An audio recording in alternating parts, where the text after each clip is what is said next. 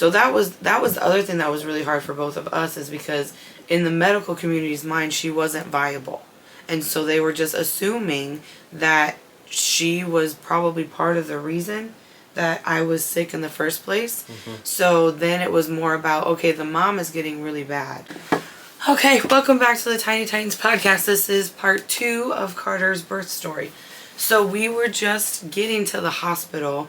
They got me hooked up to the IV. We're on labor and delivery. And then it's like a whirlwind for me. So what do you remember of this? Because I remember instantly feeling way worse than I was because of the medicines that they were giving me to slow everything down. Yeah. And I remember talking to the surgeon, and he was they prepped us saying, that we were gonna have to. He wasn't on. He wasn't on that night. Someone else took it out. We were trying to figure out how to do our life with you in the hospital. That's what it was. Because it was like, we're gonna keep you in the hospital as long as possible. You're not leaving, and I'm like, how am I going to go from here to home to here to home? Yeah, and they were telling us all sorts of stories of women who did this all the time and just lived in the hospital on bed rest. Talking to Lexi, and it was like, Lexi she did that for a week. I know. And then but that was a phone call of, hey, tips, tricks, this, go.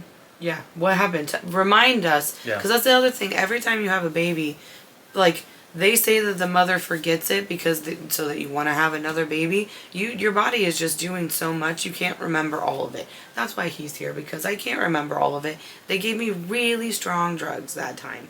So there was a lot going on. So we were calling everyone. What do you know? What do you remember? We were also trying to set a whole bunch of stuff up. Because of Cassie. So that planning went out the window pretty quickly whenever we found out. It's like, nope, you're progressing. Nope, we can't stop it.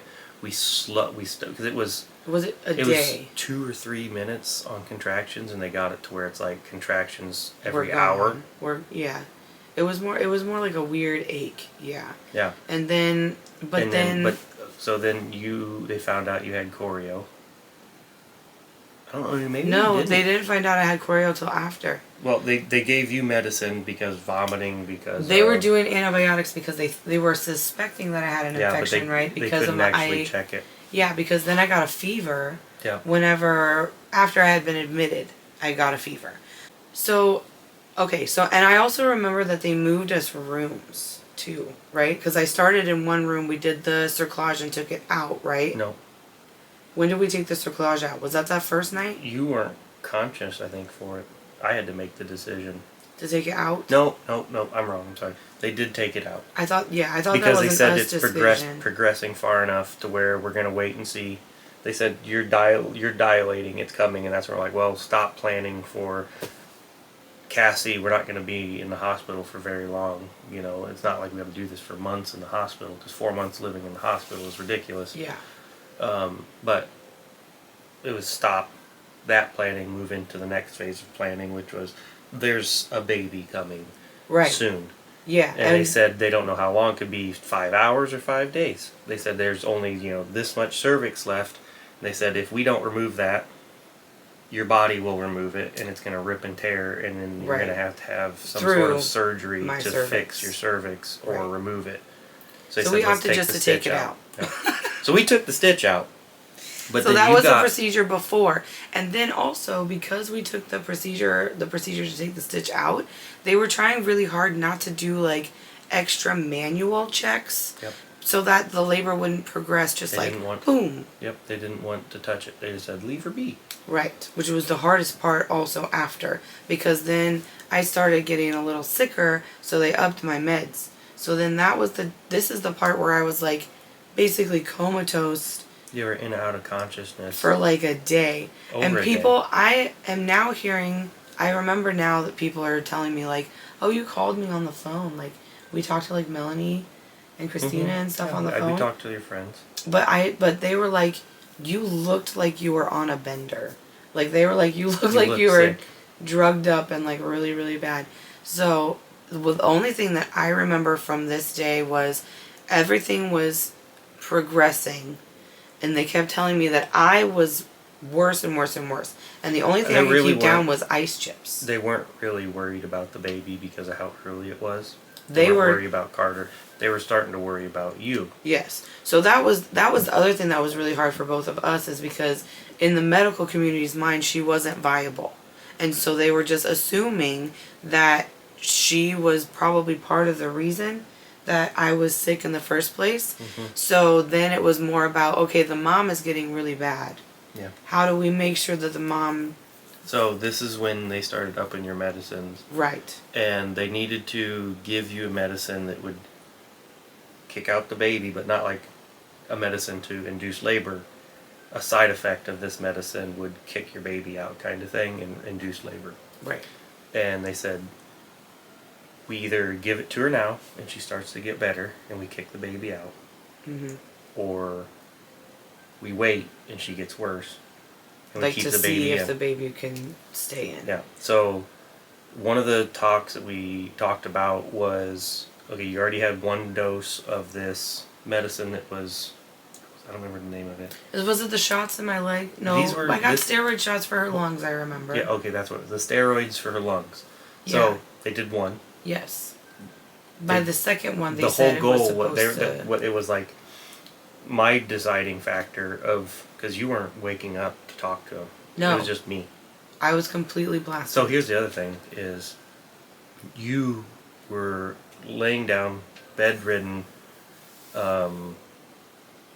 would wake up to vomit, and then Lay back down. and then fall back down, and you're back down again for another 3 hours, and then you'd wake up and vomit, Right. and then back down, and that was like that for a day and a half.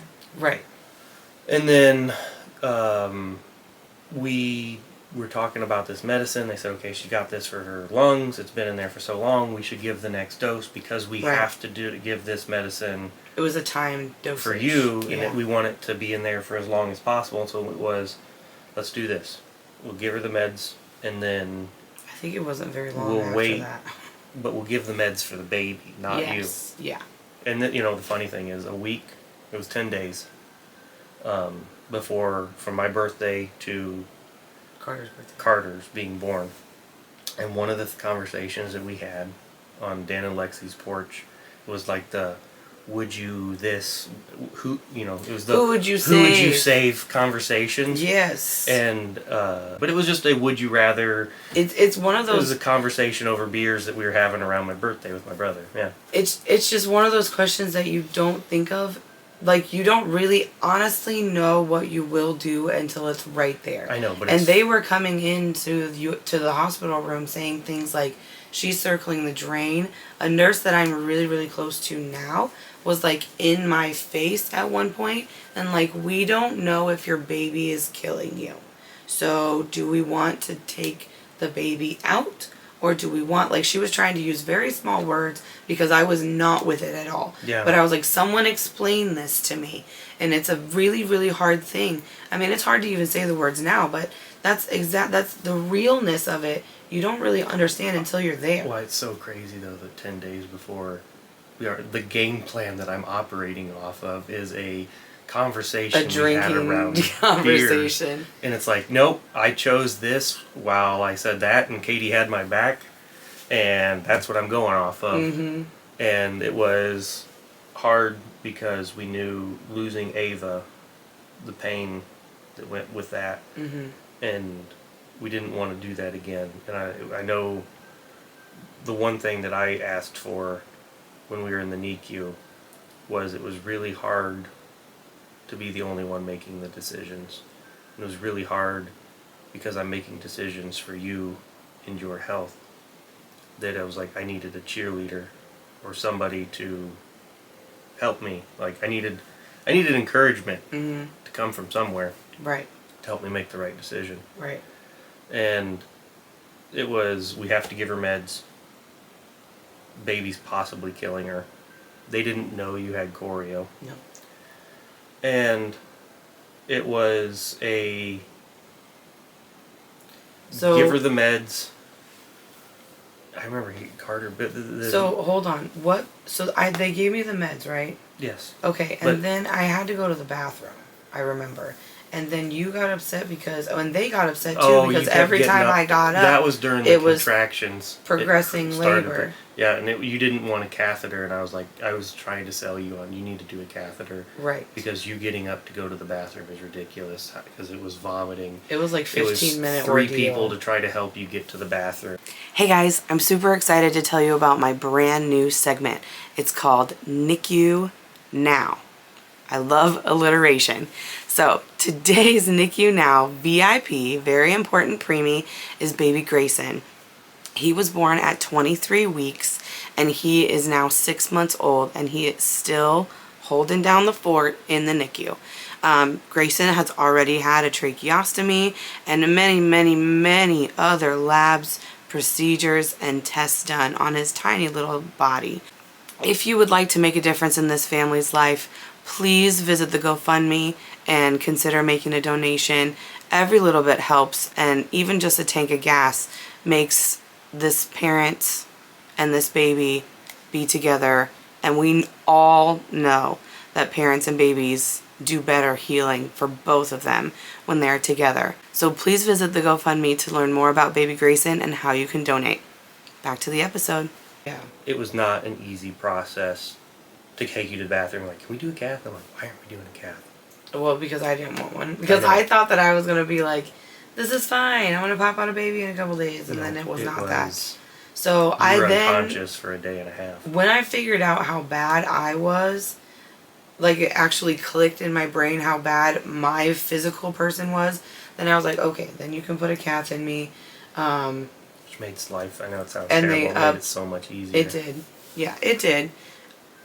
And then also they upped pain meds at that point too because everything was progressing. Yeah. Because anything that we did in that area just moved everything forward. So just putting the catheter in, like I dilated.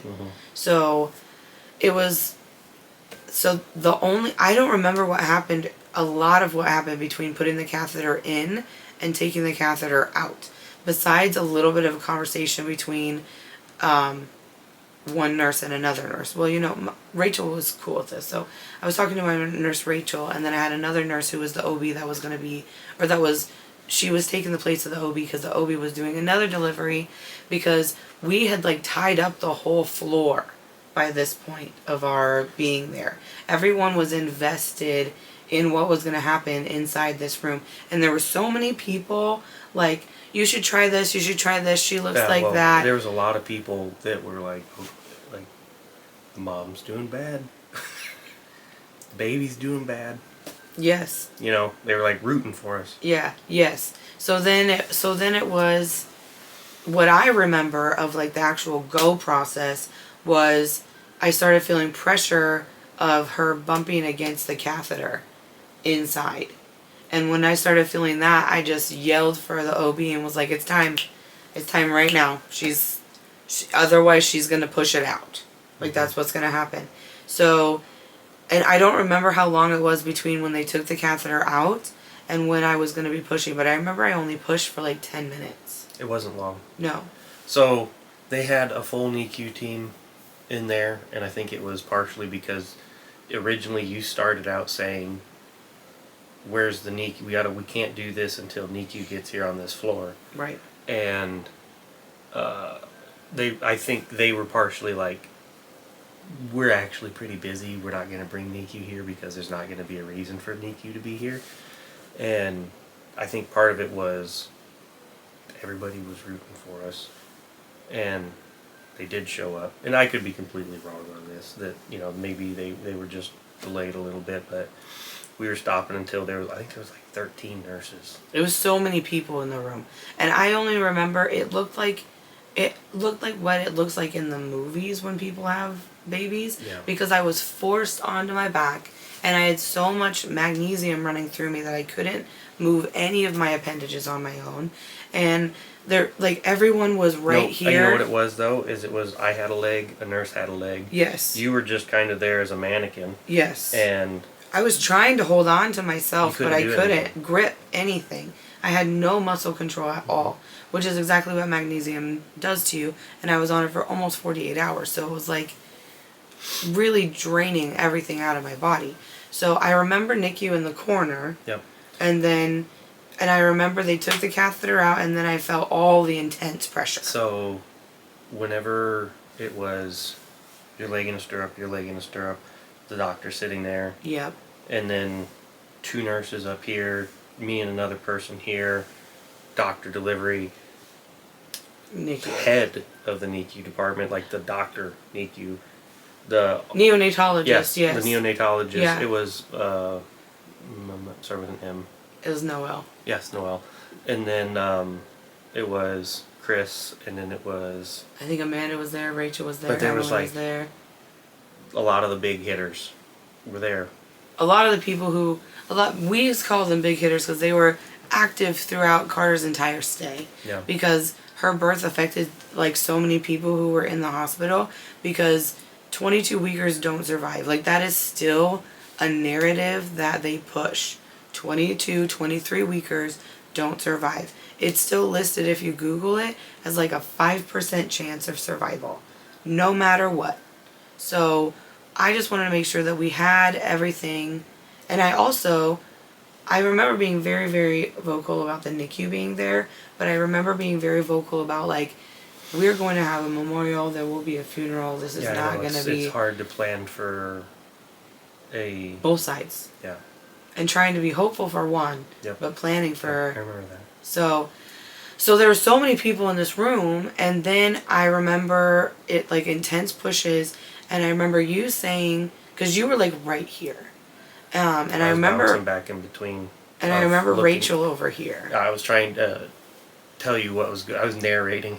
Kind of, because I couldn't feel anything. You couldn't, like, holler or yell or make noise. Or yeah, because like the magnesium. But it was another reason. Like, whenever you're doing Cassie's C-section, you couldn't do it because they gave you anesthesia that numbed your diaphragm, and you couldn't have any force. This one was completely different. You couldn't talk because you were weak. Yeah. Yeah. And I hadn't eaten in like 2 days either. Yeah, everything was fluid. Right. So then I remember it was like 4 pushes, and it wasn't super... I tell you what, Carter could have fit through that. Yeah. And I remember the main person doing the delivery, like, Carter's head poked out, and I was like, oh. And then she, like, kind of sucked back in, and then did it one more time. She's like, we gotta take this baby. Like, this is ridiculous that we just see, like, crowding. And because she was so small. Yeah, she was getting frustrated to a point. It's like, we gotta get this out because you're sick. Yes. Baby's not doing well. Like, everybody's in distress right now. Yeah. And it's like, we gotta get this over with. So, and I don't know if this is right or wrong. No, it's exactly how they're supposed to do it. No, and I'm saying it seemed wrong at the beginning. Like, as a parent, it's so... So Carter's head popped out to where her chin was out. And she came in with 2 fingers, and then, like... right underneath her... chin. Yeah. And then underneath, like, here, like you'd be holding C-spine. Yeah. And then her whole head was just like... in the palm of her hand, because she's like so small. So tiny. And just went... Bloop. Yeah. And, I mean, it was literally like... it's a wrist motion. It was literally nothing, because it was... like, there wasn't a baby there. This was a Barbie doll. She was... yeah, because she was so tiny. She was... Tiny. So, and then I remember she came out, and the room got so quiet instantly. Oh, yeah. And then she cried. Yeah, she made it sounded like a kitten. Yeah, and like a little tiny baby kitten. She came out, and it was so silent because nobody knew what was going to happen. Yeah. And it was this little tiny, like a kitten.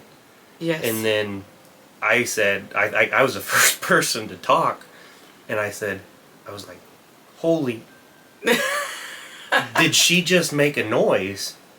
And she did it one more time. Yeah, and then I popped my head up. And you said you could hear it that time because it was louder. Yeah, I said, is she crying? Because no one even thought she was going to be breathing. Yeah, and then the nurses were freaking shocked that a 22-weeker came out crying. Right, and then also instantly, like, what do you do? Oh, the exact same protocol? No, it was go right away, because that was, as soon as it was pull you out, it was cut, boom, baby's over there. Baby was alive, and then it was like a herd of people around her, a herd of people around you, because then they started to see your placenta, and it was black. Yeah, and so that was the real problem then, was because it was instantly, okay, they're separated, now we need to trust each team to work on me and to work on Carter, because we both had very, very critical things happening right then, because she needed all of the support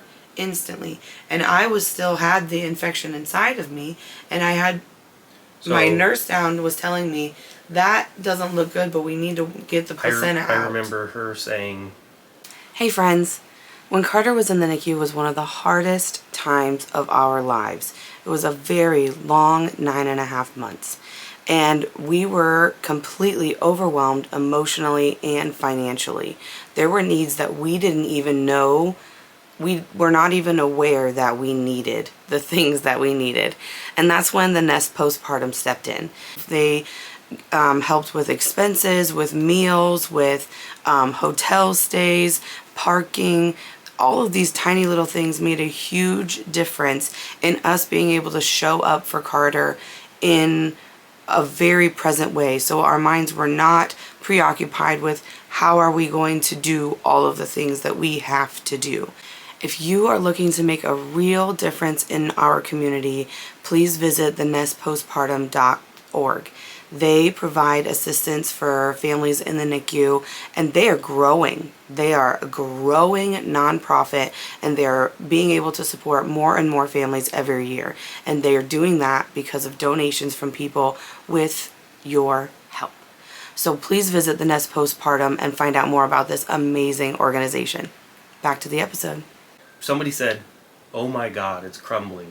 Yeah, because so it splatted. So whenever she was worried that it was going to come apart in pieces, and then they would have to go in and get it, or like I would have to have surgery. So we're really trying to get the whole thing to come out in one piece. So she was trying to like massage my stomach, which hurt so bad, and then I was trying to push on like basically no contractions. That's when they found out what was actually going on. Yeah, so then it like splatted, and when it came out, it splatted and like broke. And like 3 people were like, ugh. It smelled really bad. It was not a healthy placenta. We were sick. I was very, very sick. And so once they took it out, almost instantly after they took it out, I started feeling better. That was crazy, because that thing looked bad. And I'm not trying to be disgusting. No, it was disgusting. It looked like a rotten piece of meat. Yes. That you would see. And it was bigger than Carter. Oh yeah, I mean it was, your typical placenta, like saucer plate dinner size, yeah. And that thing was gross. And all of it was gross. And each part of the placenta was infected with a different kind of infection. Yeah. So like where it was attached to her was one kind of infection, and where it attached to me, and we had 3 different kinds of infection. So I remember delivery happened. She's over there. I'm talking to him, and then I was no emotion. I had to be like stone faced during the delivery. You got to choose who lives. You gotta, and I'm like, I want both people to live. I want my wife to live. I want my baby to live. I want everybody to come home. And it's like, well, you get to pick one. Yeah. And making the life or death decision of, is you get rid of your baby now, or do we keep it in there and maybe risk losing them both? Who do you want to save? And then, I mean, it was just, put it all away. Because you have to. It was like wartime situation. So as soon as they had her over there and they're like, okay, we're going to transport down to the NICU. I knew what that meant when they said we're going to transport down to the NICU, because otherwise they'd have just handed you a baby. Right. Yeah, and been like, here she is. Like what they did with Ava. Right. So I remember walking back, because I was going to go tell you, hey, they're going to take her down to the NICU. And I knew you knew what that would mean. And I've never fainted. But I remember my vision just was going black and coming in. Like, only thing I could see was a chair. And it was just this window, like I was looking through a pop can. And 2 nurses, I don't remember who it was, like one under one arm, one under another arm, like grabbed me and then like set me down. And then somebody brought me orange juice. And I was making a joke of it now at this point. Like, oh, I know I did such a good job. Thanks for my juice. Like, you know. And I mean, but the thing was, this was 2 days of just stress, and it was just such a weight lifted off at that point. Like the first goal. To know we were making it to the NICU. Yeah. Like, boom, we crossed a milestone. Yeah. They're not going to let her die. They're But gonna do also, something. instantly, both teams were like, okay, this is okay, and we're going to move to the next thing. And then I delivered the placenta, and then I was okay. Yeah, because we already knew that I was going with Carter. Right. So, the weird thing was and you remember 8th floor was delivery, or was it 8th or 9th? 8th is LB. Doesn't matter. It was 1 floor away from the NICU. Mm-hmm. And we walked out of the room, and I'm not kidding, the whole floor, nurses, doctors, like there was probably 20 people outside. That would have been really cool to see. It was something else. They were all just like holding their breath out there because there's a commotion. You can hear what's going on in the room, and you already knew there were so many people. So we walk out, and then like there's whispers and stuff, and I'm just like numb. Sweating. I'm not feeling anything. Yeah. Like, we crossed the next milestone. Now the next thing of go down to the NICU. Analyzing her. Yeah. Yeah. And I remember walking next to the isolette, and you know, like when you work out, real heavy weight, legs, anything, and then you go to like pick up a cup and you almost throw it. Yeah. Or your legs are just numb. Like my whole body. Like I don't remember. You using I don't remember everything. I so know. I much. was so tense. I don't remember feeling footsteps, feeling weight. You were just like floating. I was just like numb. Like maybe it was because I was so happy. Yeah. That we were going to. I think it was just like all of your the NICU. Yeah, but adrenaline. like I was just numb. Like I didn't. I saw everybody. I heard. It was like third person. Like I see me walking. Yeah. I see her, and then it was just nothing. Elevator was silent. We went, and then that's when we met other Chris.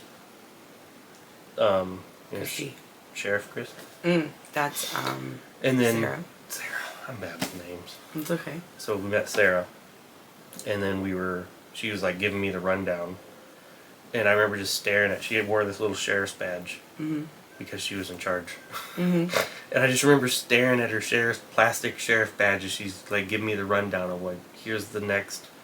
Super 30 minutes. Scary stuff that's about to happen to your baby. Yep, here's the next 30 minutes. They brought us to the little baby unit, put us in the back corner, and because they didn't want to be like in the front, in the center, be bothersome, they just had the back ready. And then it was next to the storage area. You know where those big doors were? Yeah. They brought me a chair, and I sat next to the big doors. And they were over there working on her. And then I'd get up and kind of peek and then walk around. I didn't know what to do with myself at that time. I was just pacing. And I remember whenever they were telling me, like, you know, we have to intubate, and we don't know if we can intubate her because we're going to use the smallest tube. Yeah. And if we can't get this in, that's it. it. That's game over. We'll give her to you, you know, instead of you getting to hold her, I get to hold her. Right. So they got her, and in my head, I'm like, I'm a mechanic, so I'm like, well, let's just get a smaller tube. Like that's, but when you see this thing, it's a thread. Yeah, So, it's like a hair. Like it is so small. I don't know. Like if you make it any smaller, it's closed. So I learned something at Cassie's pulmonology appointment. Whenever we'd mentioned Carter being 22 weeks, and he just rattled off this information really quickly about the amount of pressure it takes to breathe through a tube. And he had just, he rattled off a math equation that somebody smarter than me would know. Okay. And he was talking about the pressure it takes to breathe through the tube ends up being times 4. Okay. So if your, standard earth pressure atmosphere is like 14 pounds, times 4 to get into her lungs through the tube. That's how high the pressure is. Has to be. And then it has to go in and out through the tube. And that's when they had all these machines, very, very fancy machines that did very scary things because they were breathing her at like 280 respirations. Yeah, her whole body like shook. It was just like, and it was just, 280 beats isn't a heart rate. That's respirations. Mm-hmm. And her chest, yep, there's nothing to her. It was just, mm-hmm. and it was so crazy. It was weird to see, and I know there was a lot of damage that we had to overcome. We also did a bunch of damage in order to there's so many keep things her alive that we didn't realize with a baby born this early. Right. The fluid that's supposed to be in your ears, being in zero gravity, the baby flips and turns. The whole third trimester. The inner ear isn't developed. That has to develop outside. And then I think 3-4 days into our baby being alive, somebody said, "Oh, you guys get to see her areolas grow in." And I'm like, "She doesn't have nipples?" And they're like, "No, she doesn't have nipples." And then we had to go look. And it's like, "Show me this nippleless baby." And then, sure enough, there's no nipples. And I'm like, "Holy cow." And they're like, no, all the stuff's there. The areola doesn't form until like 26 weeks. Yeah, so that's also the thing. It was like such a weird I remember being in the experience. The quiet, dark little Nate, and I'm like, "What?" Yeah. And she's like, "Yeah." And I was like, "You need to keep it down and be quiet," but yeah. Yes, that was a very weird thing. She was born without nipples. Yeah. Yeah. She has them now. She has them now. She's normal. It's fine. But it was so weird. I mean, there's so much, like, she was born with her eyes closed. Yes. And then I don't remember the nurse. She 3 weeks. She opened with one nurse who was like, "Ooh, I want to be the first one that her eyes open up with," because that doesn't happen very often. Well, and I didn't realize that she hadn't opened her eyes. Yeah. Like there were so many things that because we had been through so much in like a short amount of time, I didn't realize we were waiting for these extra milestones, really. Yeah, the stuff that you would never see. Yeah, it's supposed to happen inside, like in the dark. She had really long fingernails already, which was weird. She had hair. She had hair when she came out, so it was insane. It was a crazy, crazy thing. Mm-hmm. So then, all that happened in the NICU, and we found she was critical. It was definitely ICU. Hour by hour situation, but they got her to stable as you can be when you're on the most amount of support as your body can possibly handle, basically. I remember them saying it's like, "Hey, the first 3 weeks, we'll figure out where this is going to take us, and then after that, it's going to be every day, and then after that, it's like, hey," and if you've ever seen Princess Bride, I know this is a weird thing, where Dread Pirate Roberts is like, "Hey, you did good today, but I'll probably kill you tomorrow."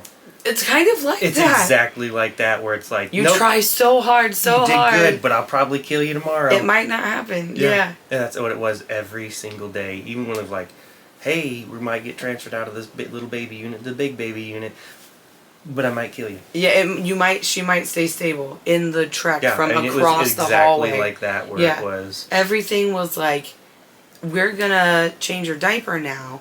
Hopefully she doesn't wig out and like pull her tube out and we can't get it back in. So like she was a pro at like taking her intubation tube out, and every time she took it out it was swollen when they had to put it back in. So she was basically like a little tiny mother. So she had a collapsed lung.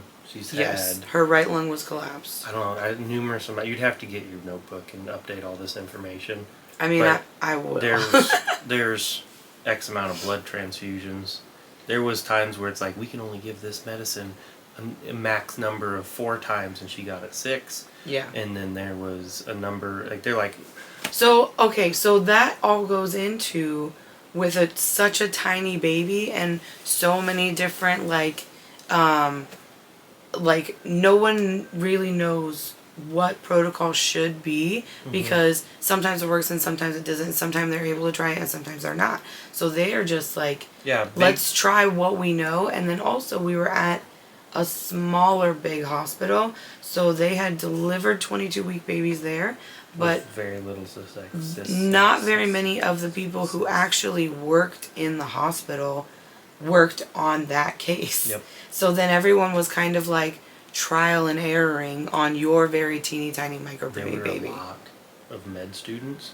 There were a lot of doctors. Interns. There was a lot of people who did a lot of gawking just because. Yeah. They were polite about it. They asked. Pediatrics would come down There and was see a lot her. of people who said, I've never seen a 22-week baby. Mm-hmm. I've never seen, like, everybody in the whole hospital. Do you remember going to eat in the cafeteria?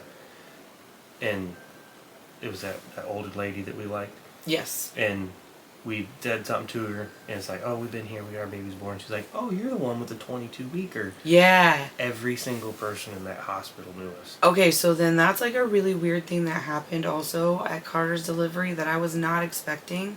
Is like we somehow became like micro preemie famous. And then the whole hospital knew about us. People we didn't know knew about us. So like people in other floors like would like see our last name because you have to wear your mommy Badge. daddy tag. They would see our last name and then be like, oh, you have the tiny baby, the teeny tiny baby, that's yours. Mm-hmm. It was a very weird, it was crazy for a while. So she was in the NICU and she became stable and we kind of worked through that and I got better and better. Like it was very quick from... I know, I did the same thing I did with Carter, where it was, I got to change the first diaper. Yes. I Because got I'm to always do the sick. first this. You were always sick. I'm always on bed rest. I'm always cut open or the meds haven't left my system. So... I remember changing the first diaper, and they make the smallest diaper they make is, the size of my palm. I think I have one right here. Keep and talking. then they would fold it in half to Yeah. fit her. So Yeah. the smallest diaper they make is like a number 3 preemie, I think is what they call it. It has numbers on it.